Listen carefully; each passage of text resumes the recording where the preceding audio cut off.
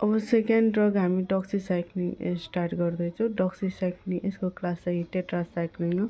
यस्तो चाहिँ broad spectrum antibiotic हो। यो चाहिँ ग्राम नेगेटिभ र ग्राम पोजिटिभ अर्गानिजम दुइटैलाई कभर गर्छ।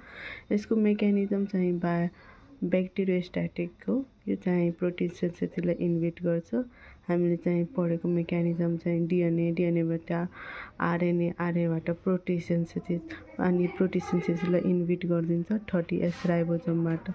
अनि यो युजेस चाहिँ हामी ओपिडीमा mainly UTI urinary tract infection, आइसियुमा चाहिँ एटिपिकल निमोनिया भयो भने डक्सिसाइक्लिन बिडी नै चलाउँछौँ। स्किन इन्फेक्सन रोजिडी भयो भने, कोलेरा भयो भने, अनि गाइनीमा चाहिँ गाइनी ओपिडीमा भेजिनल वाइट डिस्चार्ज भयो भने, लङ टर्मसम्म भयो भने डक्सिसाइक्लिन पनि चलाइरहन्छ।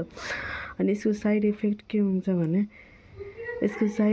हुन्छ भने nausea, vomiting, diarrhoea, epigastric pain, loss of vomiting. अनि यसको कन्ट्राडिक्सन प्रेग्नेन्सीमै मेन कुरा हो। प्रेग्नेन्सीमा नदिने, ल्याक्टेसनमा नदिने, ब्रेस्ट फिडिङमा नदिने, अनि बच्चामा बिलो 8 इयर्स छ भने नदिने, किनभने यो स्लो ग्रोथ अफ बोन र पर्मानेन्ट डिस्कलरेसन गराउँछ। र हेपाटिक र रिनल इन्सफिसियन्सी छ भने नदिने। Thank you.